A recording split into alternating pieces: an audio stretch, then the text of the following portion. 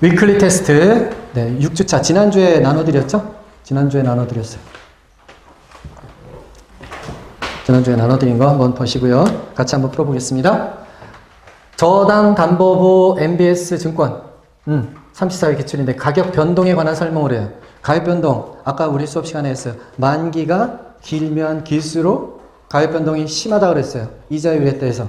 그죠? 그거가 키야. 그것만으로 답을 맞추는 거예요. 옳은 것은 1번. 투자자들이 가까운 시일 내에 채권 시장 수익률 하락을 예상한대요.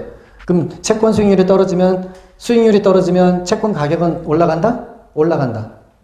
반대. 왜냐면 이 채권은 5% 주기로 했대요.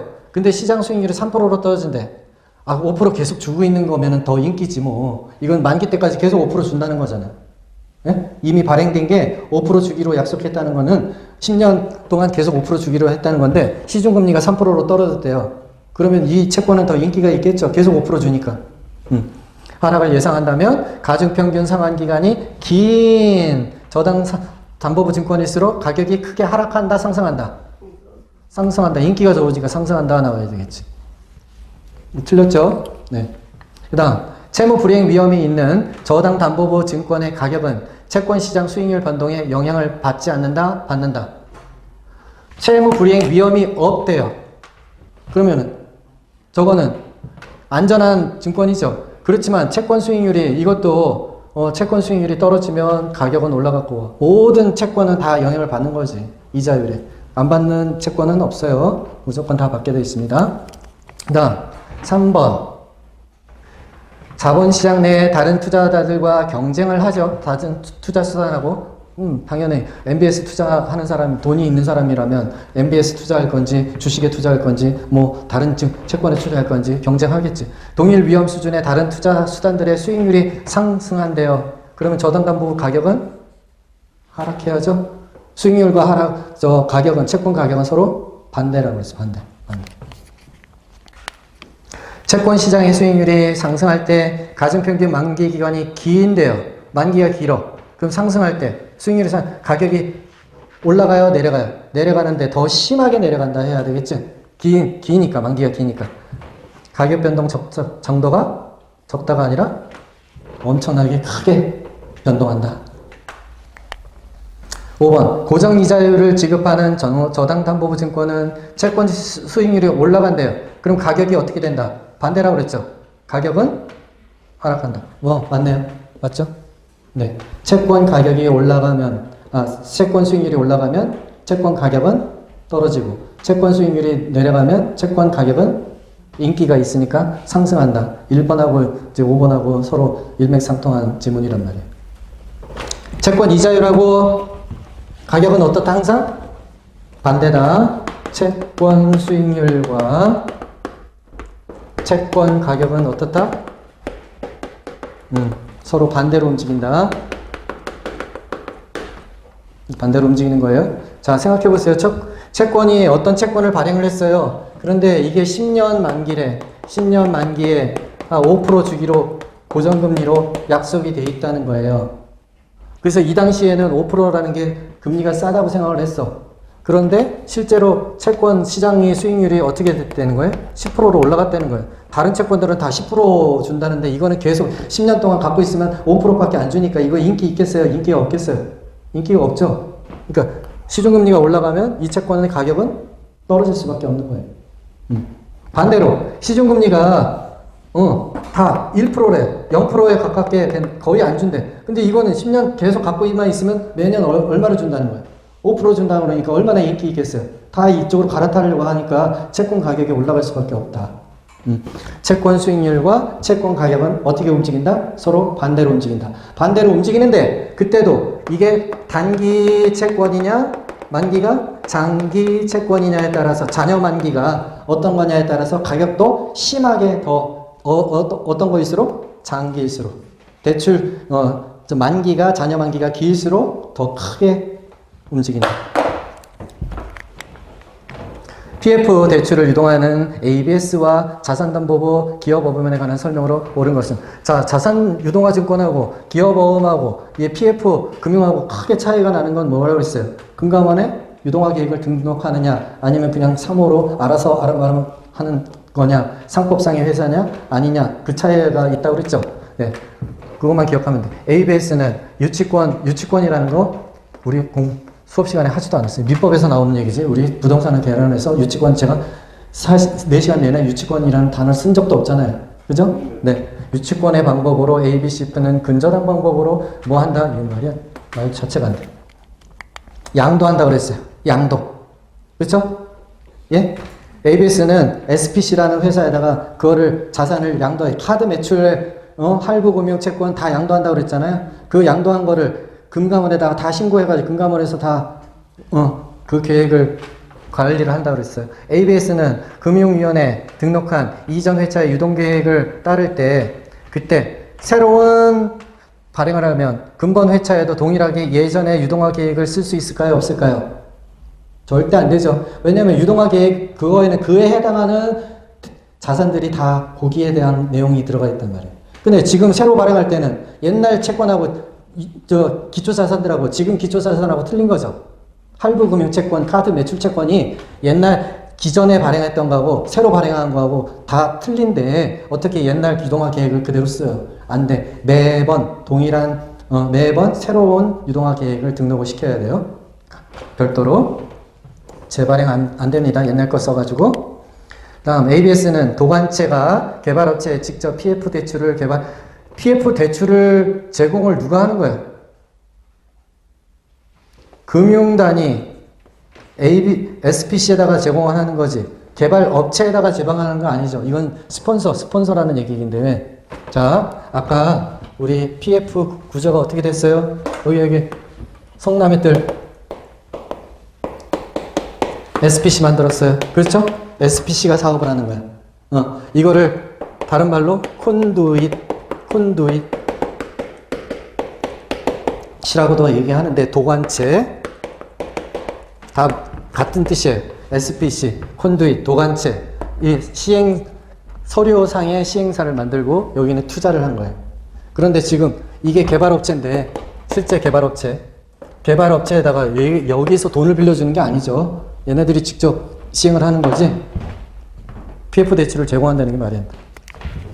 PF 대출은 누가 제공하는 거다? 금융기관이 이 SPC, 콘두잇에다가 제공하는 거다. 다음 5번 채권형 ABS와 ABCB에서 수령하는 이자가 나오겠죠? 네? 그 투자가들은 이자를 받을 목적으로 이 투자한단 말이에요. 연기금. 혹은 그게 공모다 그러면 개인들도 살 수도 있긴 한데 보통 연기금에서 다 소화가 돼요. 100억 단위, 수백억 단위로 기본적으로 1000억 단위 막 이런 식으로 하기 때문에 개인들은 1000만 원, 100만 원 갖고 가야 살 수도 없어. 근데 모든 개인 투자가들은 소득세 납부 의무를 가시나요? 여기 가답안에는 5번이 정답으로 나왔어요. 우리가 이자 받게 되면 다 그 은행에서 이자할 때 소득세 다 떼죠. 그죠? 네, 채권도 마찬가지 소득세 되고 주식도 주식 배당받으면 배당에 따른 소득세 내죠. 그게 일반적이에요.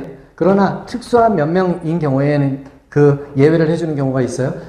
은행 가면 그 이자 소득세 면세 상품이 있어요. 1인당 한 명 만 65세 이상이라든지 상위 이렇게 특별한 국가 유공자라든지 노인이든지 이렇게 또 특별한 사람들한테는 이자 소득세를 면제해주는 상품이 있죠. 네. 그런 상품도 있기 때문에 그때는 이자가 소득세를 안 내는데 무조건 다 이자 소득세를 다 낸다 이렇게 돼가지고 5번에 대해서 이의 신청이 들어와서 이의 신청이 받아들여져서 가답안은 5번이었지만 전부 정답한 문제였어요. 34회 학계론 전부 정답 처리가 2문제가 있었죠. 자, 또 리츠 회사에 대해서 또 나왔네요. 리츠 회사에 대한 설명으로 틀린 것은 1번 국토부 장관은 회사가 최저 자본금을 준비하였음을 확인한 때에는 지체 없이 주요 출자자의 총수 5%를 초과하여 주식을 소유하는 자의 적격성을 심사해야 된다. 주요 출자자는 대주주잖아. 대주주가 이렇게 범죄 사실이 없는지, 금융 사고 친 적이 없는지, 제대로 좀 사업을 이끌어 갈 수 있는지 그거를 적격 심사를 합니다. 누가? 국토부 장관이 맞는 얘기고요. 최저 자본금 준비 기간이 지난 회사의 최저 자본금은 70억 이상이 되어야 된다. 누구? 자기관리. 자기관리는 70억 이상 맞죠? 네. 위탁관리는 50억. CR 리츠도 50억. 그 다음, 주요 주주는 미공개 자산운용 정보를 이용하여 부동산을 매매하거나 타인에게 이용하게 해서는 안 되죠. 이거 큰일 나죠. 예, 미공개 정보 이용해가지고 이게 또 주가 조작 뭐 이런 걸로 걸릴 수도 있고 이런 거는 절대 안 됩니다. 4번. 회사는 그 자산을 투자 운영할 때는 전문성을 높이고 주주를 보호하기 위해 자산 관리에 위탁하여야 한다. 맞나요? 틀리나요? 이게 무슨 회사? 여기에는 직원이 있다 없다? 그런데 자산 관리 회사 위탁해야 돼 말아야 돼? 해서는 안 되죠. 직원들 다 굶어 다 자기 일들을 해야 되는데 그래 월급 받잖아요. 4번 X. 항상 나오면 이거 물어봐요. 자기 관리는 자산 관리해서 해야 한다고 위탁하나 안 하냐? 5번. 주주총회 특별 결의에 따른 경우 회사는 해당 연도 이익 배당 한도의 100분의 50% 이상 90% 미만으로 이익 배당률을 정한다. 뭐 그런가 보다. 한번 읽어보고 넘어가는. 자, 33회 주택금융에 관한 설명으로 틀린 것은 정부는 주택 소비금융, 이거는 개인이 주택 살 때 지원해 주는 거죠? 네. 확대와 금리 인하, 대출 많이 해주는 거네. 대출 규제를 완화해 주는 거죠. 그럼 집을 더 사라는 거예요? 말라는 거예요? 사라는 거죠. 근데 주택 가격의 급격한 상승 시에 이런 걸 해주면 불난 집에 기름 붓는 격이죠. 이러면 안 되겠죠. 당연한 상식. 2번. 주택 소비금융은 주택 구입 능력을 제고시킨다, 높인다 이런 얘기죠. 자가의 주택 소유를 촉진시킬 수 있다. 맞네요. 예, 1번은 정답, 틀린 것으로 정답. 2번 맞는 지문. 3번. 주택 자금 대출 확대래요. 대출을 많이 해준다는 거죠. 주택 거래를 활성화시킬 수 있죠. 예, 요즘 이제 이거 하고 있는 거잖아요. 네. 다음 4번. 주택금융은 주택과 같은 거주용 부동산을 매입 또는 임대하는 데 필요한 자금 조달을 위한 금융상품을 포함한다. 맞죠? 뭐 당연한 얘기. 보금자리론, 디딤돌 대출 뭐 이런 거 다 이런 거고. 주택도시기금은 누가 한다고 그랬어요? 이거 관리를? HUG.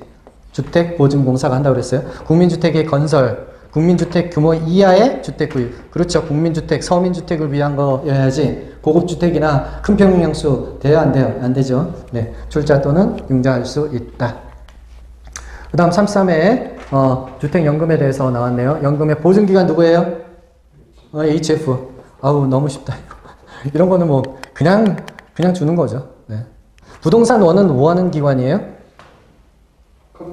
감정평가도 하고요. 감정평가 하는 거니까 우리가 나중에 감정평가론에서 하겠지만 공동주택 가격, 그 다음에 표준주택 가격 산정할 때 부동산 원에서 하고 또 뭐예요? 부동산 거래 신고하게 되면 그 정보를 전부 다 데이터베이스 만들어서 공개하는 게 부동산원이고 또 청약, 주택 청약할 때 청약 업무를 담당하는 곳이 부동산원이죠. 신용보증기금은 우리 기업이나 개인이 보증 필요할 때 찾아가는 것이 신용보증이고 그 다음에 주택도시보험사 조금 전에 우리가 했고요. HUG, 주택도시기금을 관장하고 디딤돌 대출, 전세 반환금 보증 해주는데 전세금 반환 보증. 주택도시공사는 토지주택공사는 뭐 했는데요? 임대도 하고 공동주택 임대도 하고 공동주택 분양도 하고 그렇죠? 네. 그 다음 주택금융공사는 뭐 한다고요? MBS 발행하기도 하고 주택연금도 하고 또 주택대출도 하고 그러죠? 네. 자 33회 예. A씨는 원리금 균등 분할 상환 조건으로 1억 원을 대출받았다. 은행의 대출 조건이 다음과 같을 때 5년 지난 시점에 남아있는 대출 잔액이래요. 대출 잔액하면 우리 어떻게 계산한다고 그랬어요? 대출 잔액은 융자액 얘기하는 거잖아. 부채 서비스액 나누기 저당 상수 하면 되는 거죠. 그러면 지금 5년 지났다고 그랬으니까 만기가 얼마짜리인데 보면 30년이래. 그럼 25년짜리 이렇게 나눠주면 되는 거죠. 나눠줘야 되는데 저당 상수 25년 여기 찾아보니까 있어요 없어요? 안 보여. 그럼 뭘 대안으로 찾아야 돼? 분의 1 저당 상수 25년짜리 저당 상수 분의 1이 뭐예요? 저당상수를 알아야 돼. 25년짜리를. 그런데 문제는 안 주어졌어. 그런데 봤더니 그 옆에 봤더니 뭐가 있어요? 연금 현가계수에 25년짜리가 있잖아. 이거는 어떤 관계인데? 이거하고 곱하면 1이 나오는 역수다. 그렇죠? 네. 이게 지금 그 값이 얼마예요?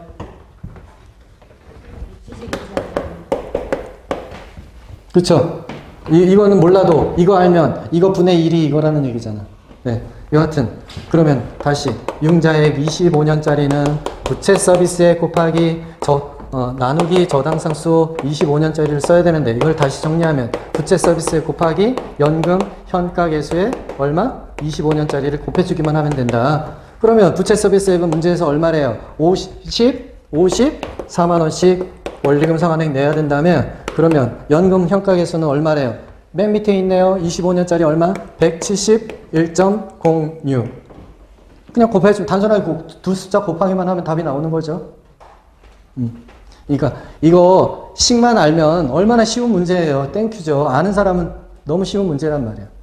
근데 그거를 이거 융자액은 부채 서비스액 나누기 저당상수 이식 하나 알고 모르고 차이가 문제 쉽게 이거 뭐 30초도 안 걸리는 거지. 이것도 보면 54만 원. 여기 107. 다른 숫자는 중요하지도 않아. 이거 두 개 그냥 곱하기만 하면 되는데. 답은 9237 나오나요? 9310이에요? 9237이에요? 네, 9237. 자, 가중평균 기간 나왔네요. 듀레이션. 상환 방식별로 어떤 게 가장 짧다? 우리 수업 시간에 했습니다. 원금, 균등이 가장 짧고, 그 다음에 원리금, 균등, 그 다음에 최증시, 그 다음에 만기 상환, 이런 식으로 간다고 그랬어요. 그거 그대로 뭐 정리하면 되잖아. 그러면 뭐가 가장 짧은 게 니은, 기억이네. 기억, 니은, 디귿 이렇게 가면 되죠? 네. 땡큐 문제죠, 이것도. 부채금융에 해당하는 것을 모두 그런 이게 전형적으로 매년 이런 식으로 이제 하나가 나왔어야 되는데 34에 안 나왔다고 했어요. 부채금융 어떤 거? 대출, 부채금융, 지분금융. 주식으로 투자하는 거예요. 대출하고 채권은 대출, 채권이라는 건 다른 말로 증권. 이거는 다 뭐다? 부채금융. 근데 주식으로 들어간다. 주식으로 들어가는 건 우리 외웠잖아요. 조인트 벤처, 신디케이트, 리츠, 부동산 펀드. 그게 주식이라고 그랬잖아. 나머지는 전부 다 이거죠. 그럼 조인트 벤처 주식이에요? 지분형. 신탁증권. 이거는 아니죠. 그 다음에 여기 지분형 또 뭐가 있어? 그죠. 그렇지. 나머지는 다 네. 부채금융 되는 것이다. 지분형은 뭐뭐다? 조인트 벤처, 신디케이트, 부동산 펀드, 부동산 투자회사, 리츠. 이런 거 틀리면 너무너무 억울한 거예요. 이거는 단순한 거라고. 이해가 안 되는 것도 아니잖아. 한번 듣고, 조금만 하면 되는 거니까요. 메자닌, 나왔네요. 32회는 메자닌에 대해서 물어봤다. 이것도 아니고 저것도 아닌 박쥐라고 그랬어요. 바뀐다. 전환사채, CB, 그 다음에 BW, 이재용 추세하게 만든 거, BW, 또, 우순이, 채권, 사채 해서 3개. 또, 신주예수건부, 사채. 쉽게 맞추는 거죠. 이런 것도, 네. 나오면 얼마나 고마운 문제예요. 네.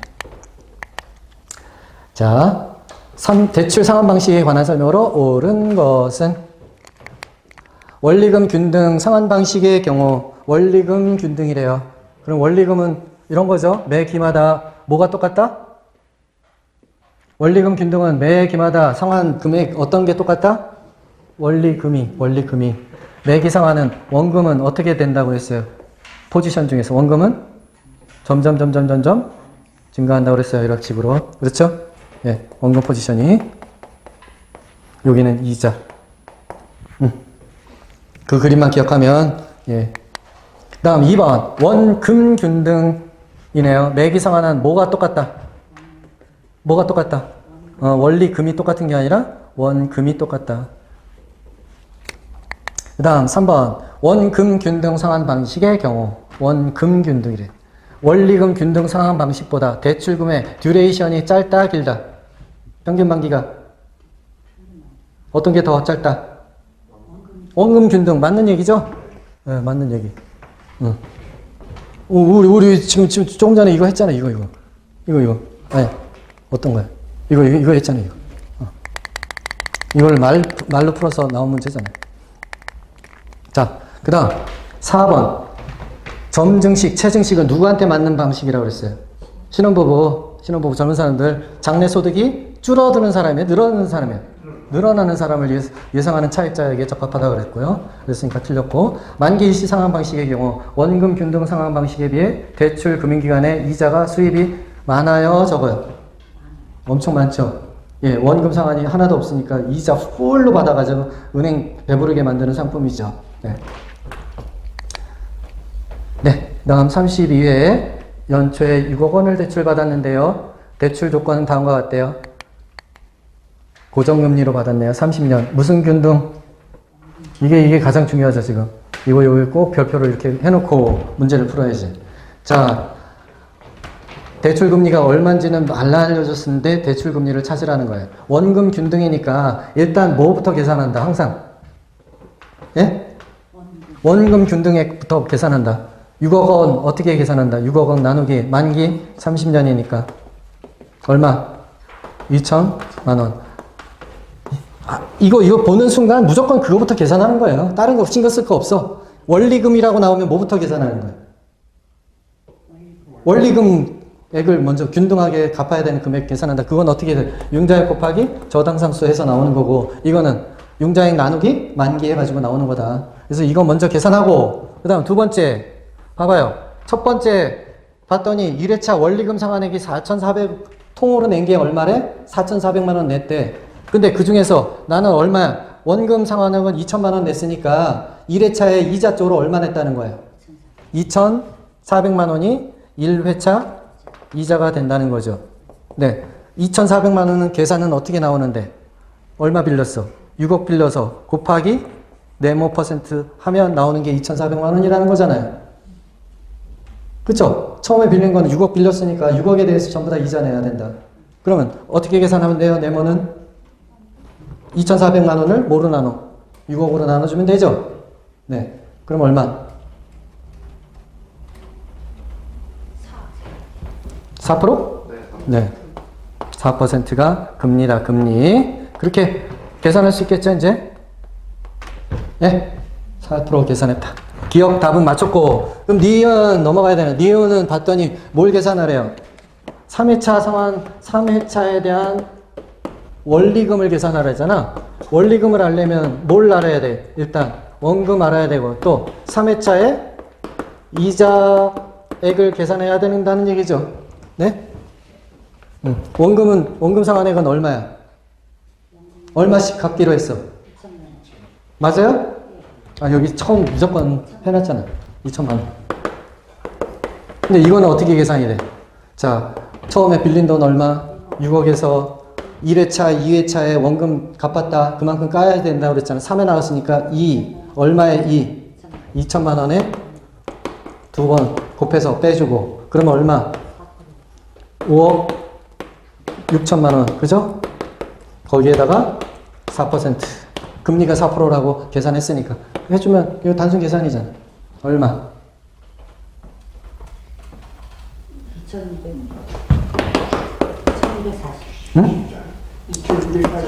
2,240만 원? 좋아요. 그러면 이제 원리금 나왔죠? 얼마? 2천만 원에다가 2,240 더하면 4,240만 원. 4%에 4,240만 원 나오는.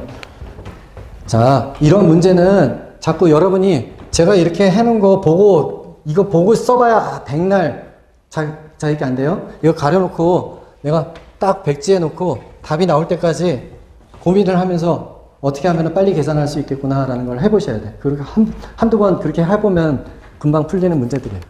그러니까 다시 말하지만 원금 균등 분할 상환 방식이다. 무조건 뭐부터 계산한다? 원금 균등 상환액. 원리금 균등 상환액에서는 뭐부터 계산한다? 원리금 상환액. 융자액 곱하기 저당상수. 여기는 저당상수 필요 없죠? 원금 균등 분할 상환 방식이기 때문에. 모기지 유동화. 모기지 유동화가 무슨 뜻이에요? 모기지 유동화가 무슨 뜻이에요?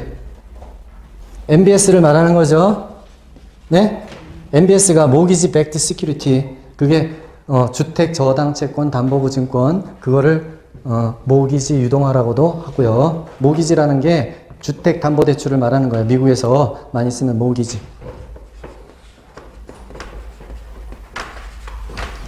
그거를 유동화시킨대요. 증권을 통해서. 틀린 것은 1번. MPTS는 지분형, 채권형. TTT. 지분형. 맞죠? 그래서 투투투 나와야 되고. 그 다음, MBTB는 섞어놓은 거네? MBB하고 섞어놓은 거죠. 그러면 어떻게 된다? 발투투. 조기상환 위험은 누가? 투자가가. 채무불이행 위험은? 채무불이행 위험은? 투자가가. 이게 틀렸다. MBB. 이거는 BB니까 발발발. 신용보강을 위한 초과담보가 필요하다? 필요하다. 필요하다. 왜? HF가 무조건 책임져야 된다고 했는데 이쪽 기초자산들이 다 조기상환되거나 그 디폴트가 나다 돈이 안 들어오면 어떻게 한다고? 담보도 더 싸라 그렇게 얘기한다고 그랬죠. 그 다음 CMO는 상환 우선 만기가 다수, 만기가 다른 층으로 구성된 증권이다. 맞죠? 네. 그 다음 우리나라 모기지 유동화 중개기관은 누가다? 주택금융공사다. 맞죠? 네. 다 끝나셨습니다. 네. 아마 주택 부동산 금융론이 투자론보다는 훨씬 더 편할 거예요, 여러분. 그래서 여기서 보통 한 3문제 정도는 맞춰주고 가셔야 돼, 앞으로. 예, 그렇게 생각하시고요. 꼭 한번 복습해 주시기 바랍니다. 예, 수고 많으셨고요. 일주일 동안 또 파이팅 하십시오. 네.